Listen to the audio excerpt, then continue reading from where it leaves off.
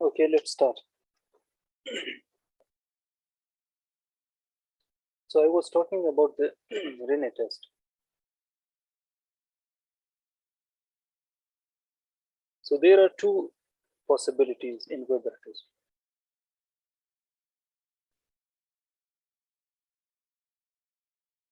So it can lateralize to both to two sides. One is it can lateralize to the normal side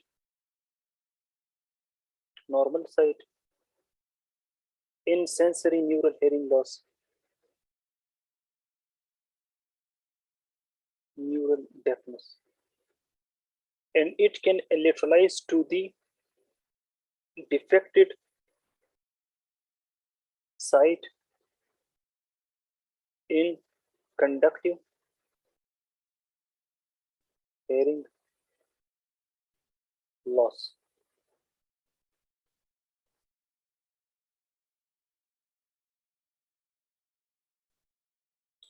Now, they have given us the scenario, which is Rene is towards the left.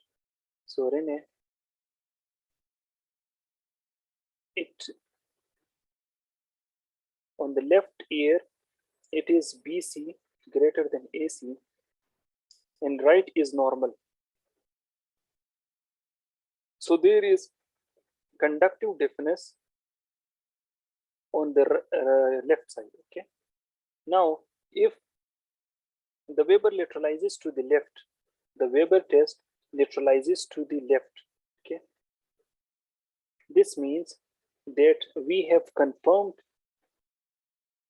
Okay. Now about the Weber test.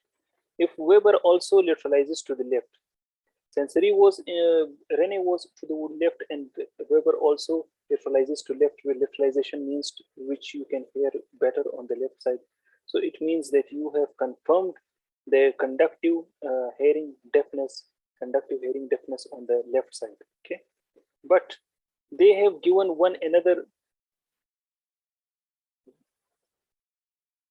Okay, so they have given one another condition, which is if the Weber lateralizes to the right side. Okay, so if the Weber lateralizes to the right side. Okay, so if the Weber lateralizes to the right side, so now this is a bit tricky. So here you can see is that Weber test lateralizes to the normal side in sensory neural deafness. So now we can expect that this right is normal. Okay, because I told you that the right was normal. Okay, and conductive deafness was in the left ear, but still the Weber chooses, and the Weber you can hear loud noise on the right ear rather than in the left ear. So it means that there is conductive deafness in the left ear. Okay, as you can see here, and there is conductive deafness in the right ear.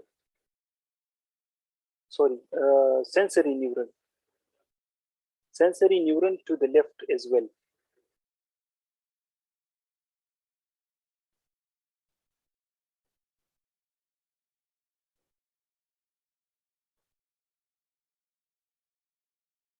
Okay, 1 second.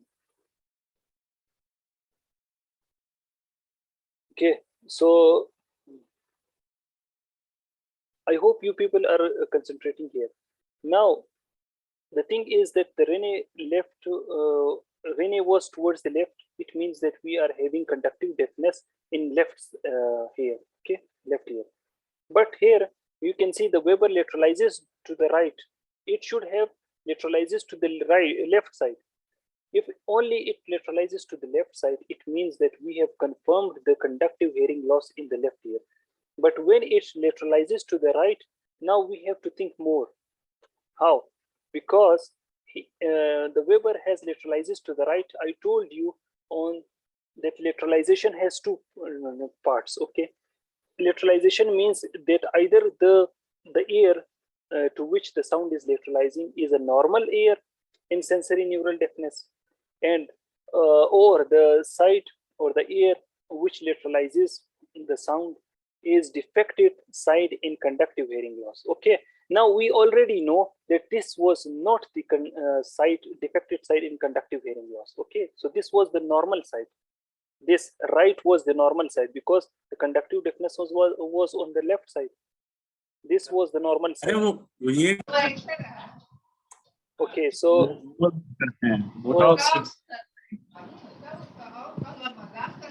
can you mute yourself, brother? So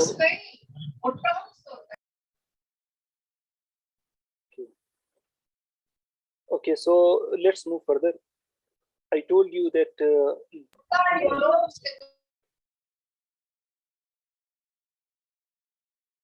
okay, sorry. So the ear we are dealing with is left ear, okay, not the right one. So right is the normal ear. Here, right is the normal ear, okay. So when the right is normal and there is the left is defective, okay. So one thing is for sure that the left side is having conductive hair deafness. But the second thing is regarding the sensory neural deafness, again it chooses the left ear. Again, it chooses the left ear because I told you that the normal side in sensory neural deafness will show a loud sound. Okay, so there is loud sound on the right side, which means the right side is normal. Okay, and the left side remains. So the left side is having sensory neural deafness. Sensory neural deafness. So there are two deafness on the left side. There are both. So there is sensory neural deafness. How do we know? Because Weber lateralizes to the normal ear, which is to the right side. And there is conductive deafness on the right, conductive deafness on the left side.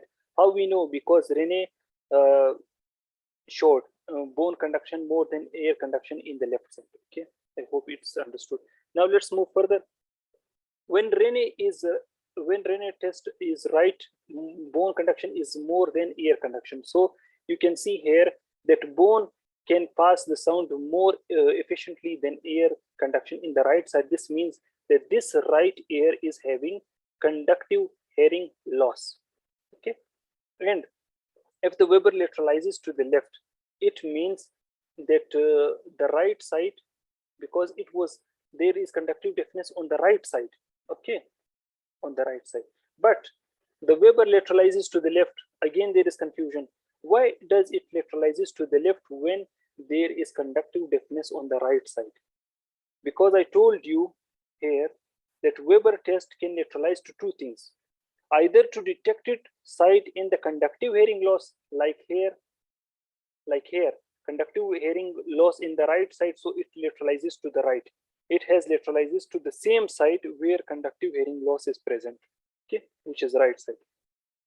But or it can lateralizes to the normal side in sensory neural hearing loss. It means that this left is normal now.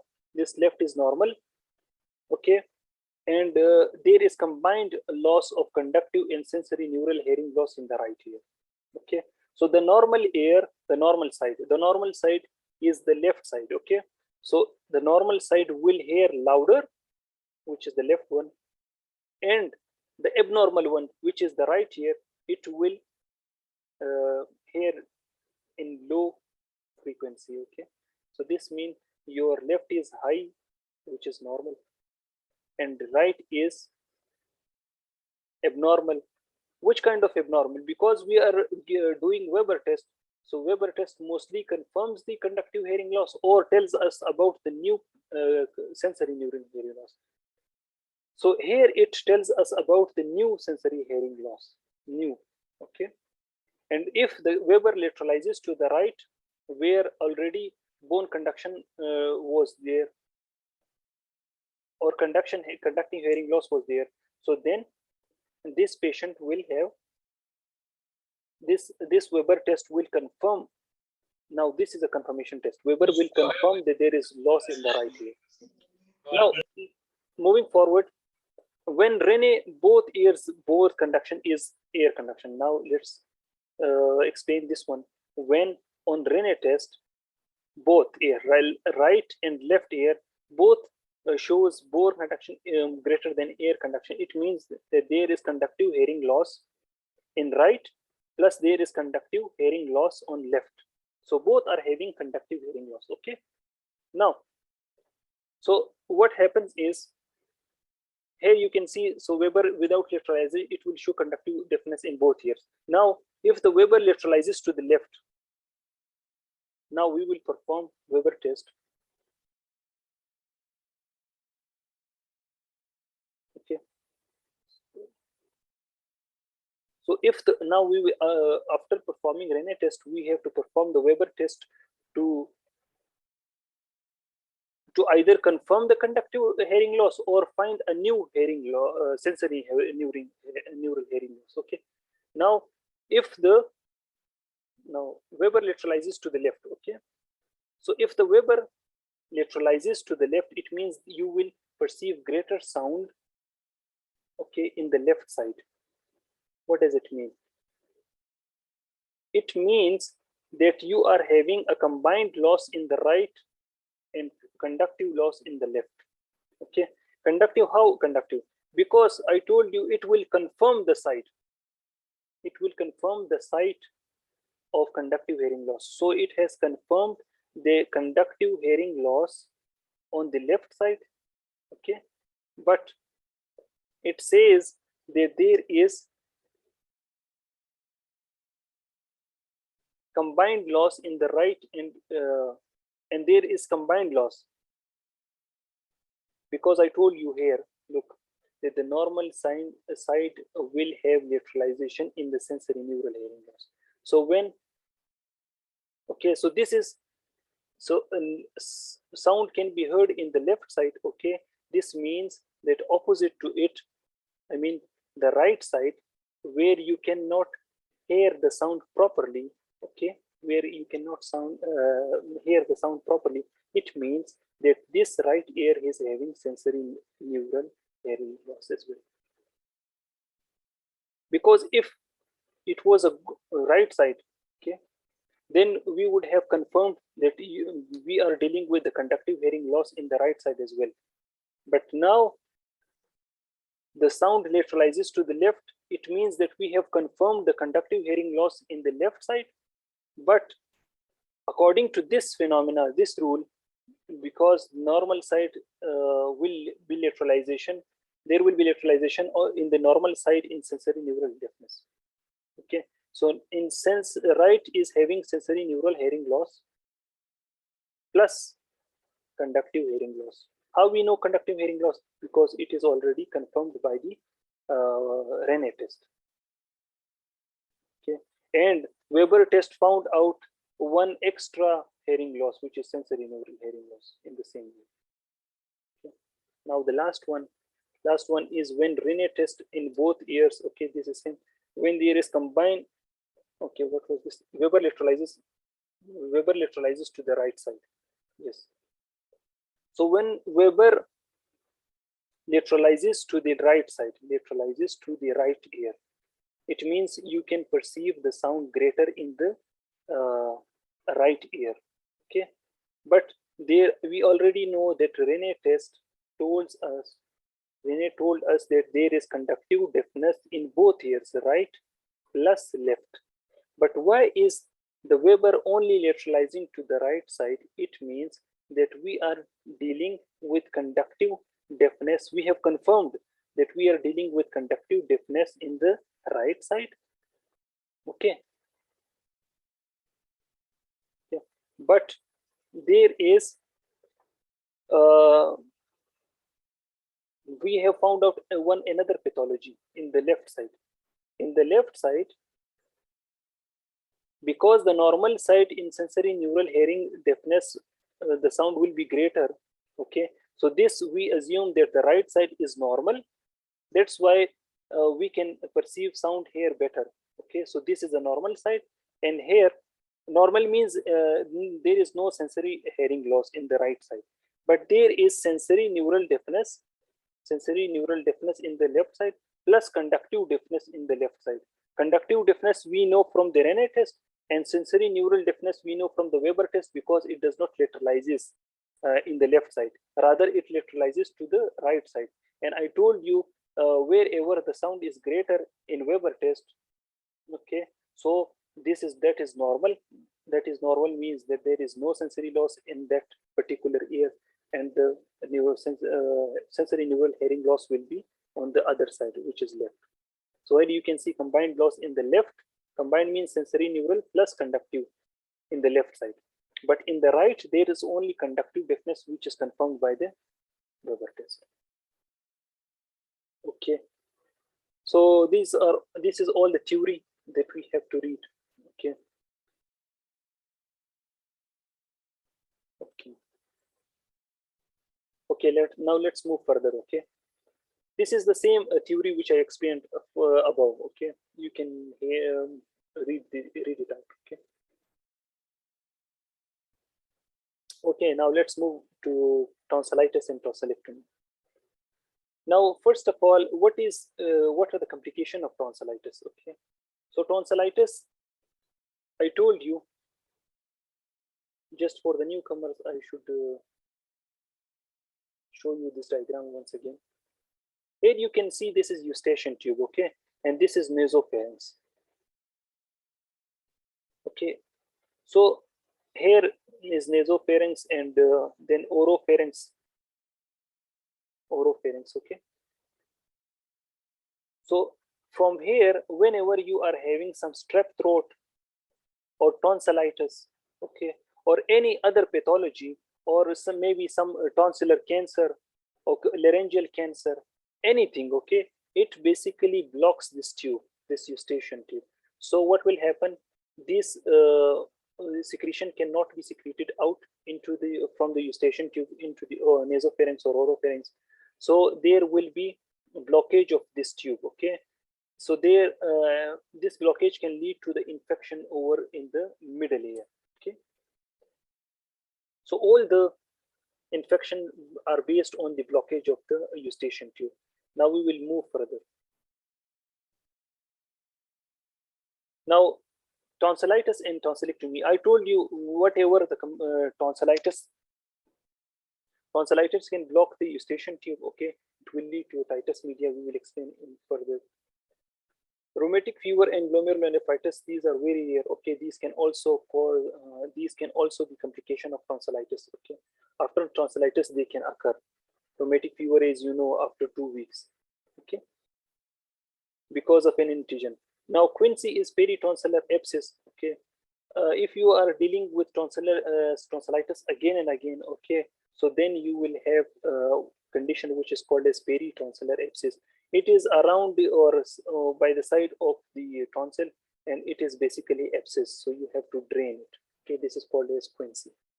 We will further explain it. This is the peritonsillar abscess, again the quinsy. Okay, it is also called as quinsy. This appears as a swelling on the soft palate and tissues lateral to the tonsil. So it is present lateral to the tonsil. These are tonsils, so it is present here. So the pus is trapped between the tonsillar capsule and the lateral pharyngeal wall. Okay, so here somewhere the pus is trapped. Okay, because of the infection, because of the recurrent tonsillitis.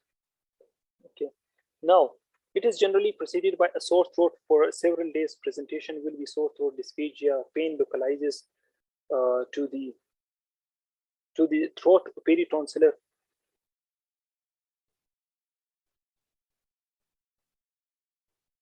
Okay.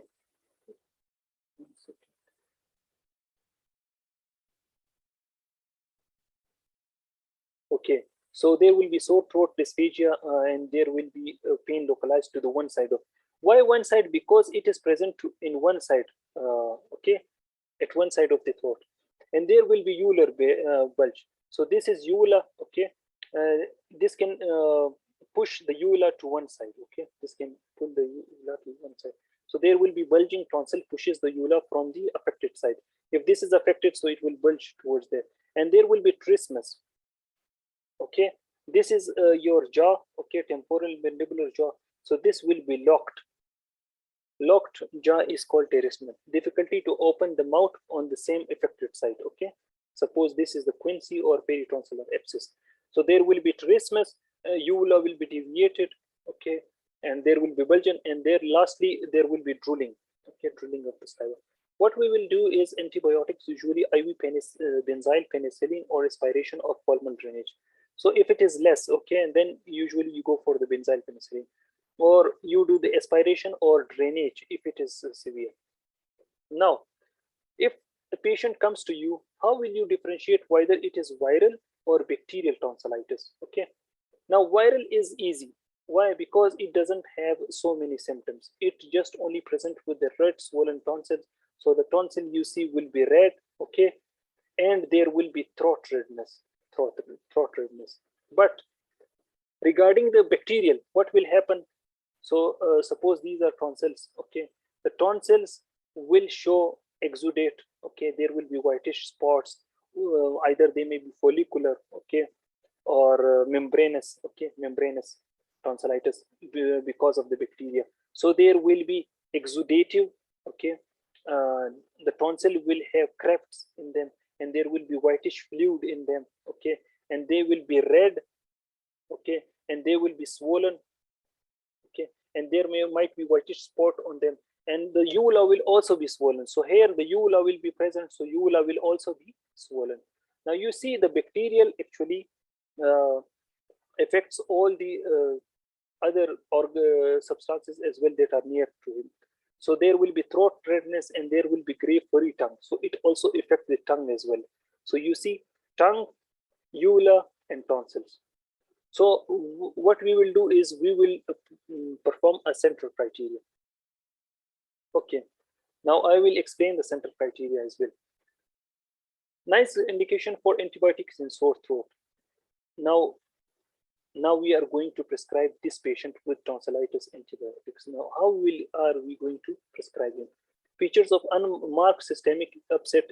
So there will be systemic problems like fever and all that, arthralgia, myalgia. After acute sore throat, unilateral peritonsillitis will be there, okay, one-sided peritonsillitis will be there, one-sided. A history of rheumatic fever, this is very dangerous. So if a patient has a history of rheumatic fever, he might suffer from the rheumatic fever again, okay, and this rheumatic fever is very problematic. It can cause myocarditis, endocarditis, okay, and post-streptococcal glomerulonephritis. So you have to avoid this condition by giving him antibiotics. Now, increased risk of acute infection in child and diabetes. Now, if the child is immunodeficient, then you have to prescribe him antibiotics. The next thing is patient with acute sore throat, acute pharyngitis, acute tonsillitis, when 3 or more. They are talking about the center criteria, okay? Now I will tell you what is center criteria. So if 3 or more criteria are present, then you should give him antibiotics. The first one is tonsillar exudates. If you see and there are crepes or exudates in the tonsil. The next one is tender anterior cervical lymphadenopathy. So this is the face of the, and here is cervical lymph nodes, okay. You, upon touching the cervical nodes, if the patient tells you that he's having pain means tender means pain on touch, pain on touch. If there is pain on touch, then you probably are dealing with bacterial tonsillitis. And there is history of fever if he is having fever, and absence of cough. Absence of cough mainly denotes that there is no lower respiratory tract infection. It is mostly the tonsillitis. So if out of 4, 3 are present, then you have to give antibiotics. This is called a center criteria. Now, moving forward, the indication of tonsillectomy are controversial. NICE has recommended surgery would be considerable if the patient meets all the criteria. Okay. So, sore throat due to tonsillitis. So now there is some difference among the different association with the criteria. Okay. Some says that more than 7 episodes. Okay.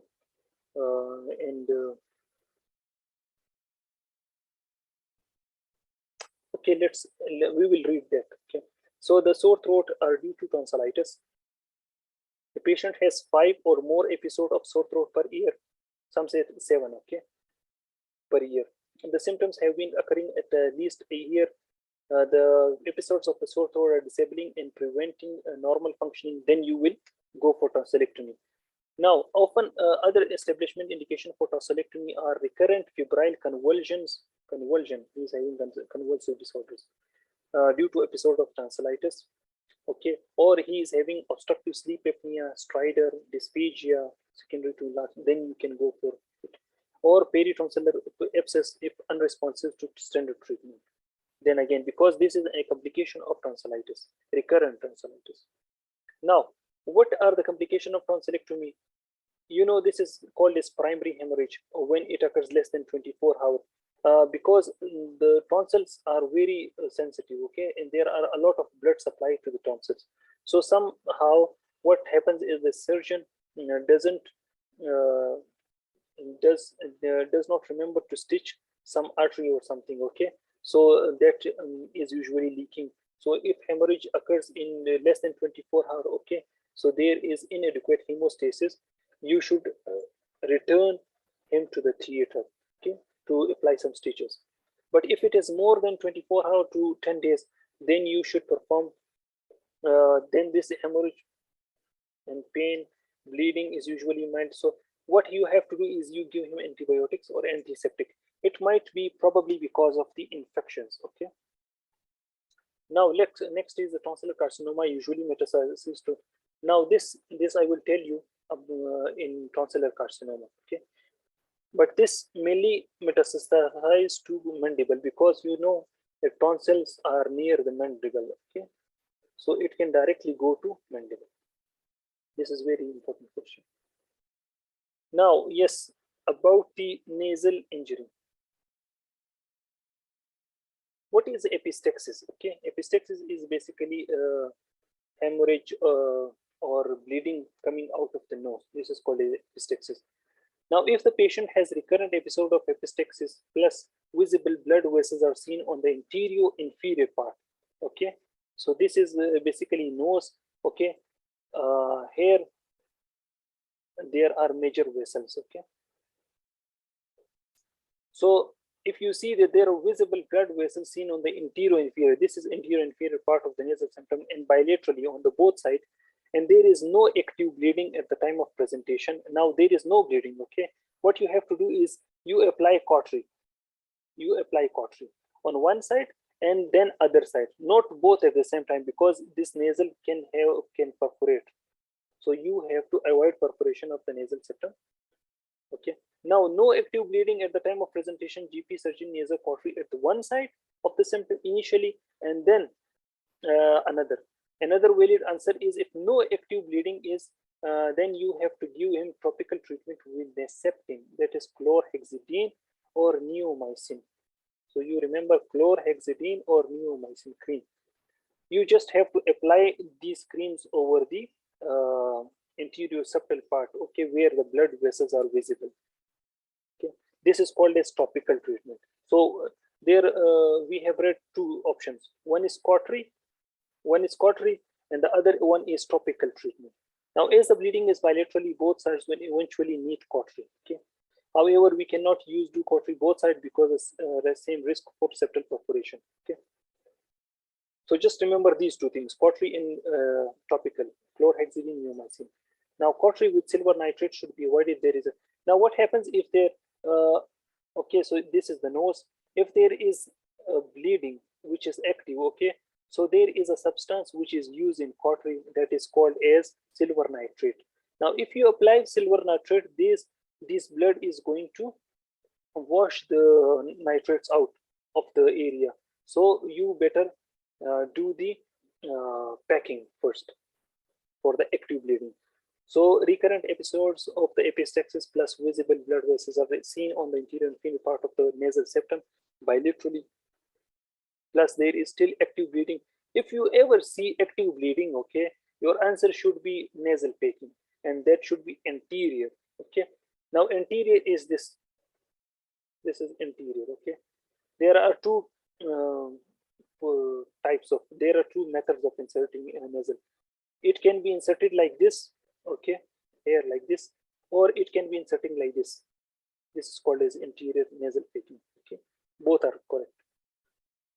So why they are done? They are done in active bleeding. So first of all, in active bleeding, you have to nasal pack. Okay, which one? Anterior. Okay, and the second thing is, if there is no active bleeding but you are having recurrent episodes of bleeding, then you should go for the cautery, or if you are dealing with a topical, so topical you can use chlorhexidine and acetylene. Now, cautery with silver nitrate should be avoided active bleeding. Yes, we know. The packing is done bilaterally as the bleeding is bilaterally, and the patient is encouraged to breathe per mouth, typically left in for. So this nasal packing is usually left for 2 days, 1 to 2 days. Okay, this could be question. Now, white oral lesions. Okay, now we should go for white oral lesion. You can see here, this is candidiasis. This is candidiasis oral, and this is esophageal candidiasis. Okay. Okay. So let's move further to the oral thrush.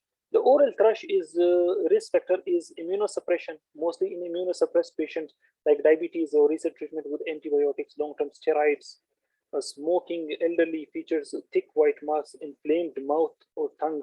Note that the plaques might be enlarged and become painful and cause discomfort while eating or swallowing. Okay, eating and swallowing is a bit difficult for them. Can be rubbed off. This is very important.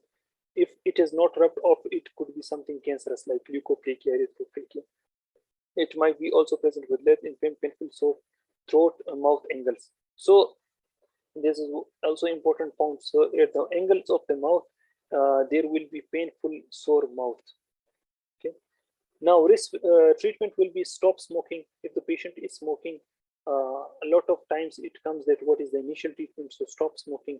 Good inhaler technique. Sometimes what happens is that the patient uses the inhaler as like perfume.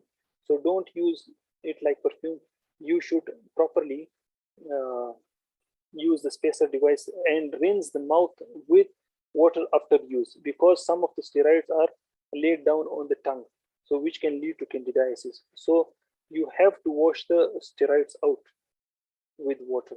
Oral fluconazole 50 mg OD for 7 days. For 7 days, you have to give once and 50 mg. Okay, fluconazole. Or if in those inhaled steroids such as asthmatics and COPD patients to avoid oral candidiasis, rinse mouth with water after use. Check adequate spacer techniques. Okay. Now leukoplakia. What is leukoplakia? Raised edges and bright white patches, sharply well defined, cannot be rubbed off. So the treatment will be stop smoking plus biopsy as they are pre-malignant. Okay. Now leukoplakia, as you know already, that it cannot be rubbed off. Okay. These are also same because leuco means white. Okay, and plaques will be there or patches. They are pre-malignant, so you have to take biopsy. You have to take biopsy because they are pre-malignant. Okay, the next one is oral lichen planus. Oral lichen planus is you must have seen it present like this, like webs. Okay. So lace-like appearance, like lace is white, purple, pruritic. So its color will be purple. And pruritic, polygonal, like polygons will be there. Papular rash on flexor surface. Okay, on flexor surface can be present, but mostly orally. And treatment will be steroids. Okay, the mainstay of the treatment.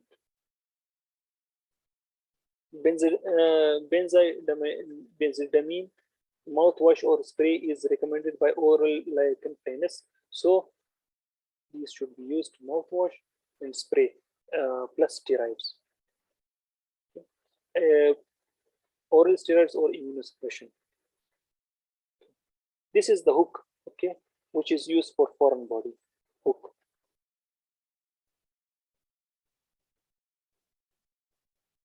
Now here you can see is that foreign body is being removed with the hook, and the hard foreign body is removed with the hook. And if it is soft foreign body, then I guess it is the crocodile forceps which is being used. Yes, alligator rather. So there is alligator forceps. It is graspable. Okay. So if there is paper, cotton, foam, which is not hard in consistency, which is soft, then you should use alligator forceps. And suction tip is used for beans, beads, or seeds.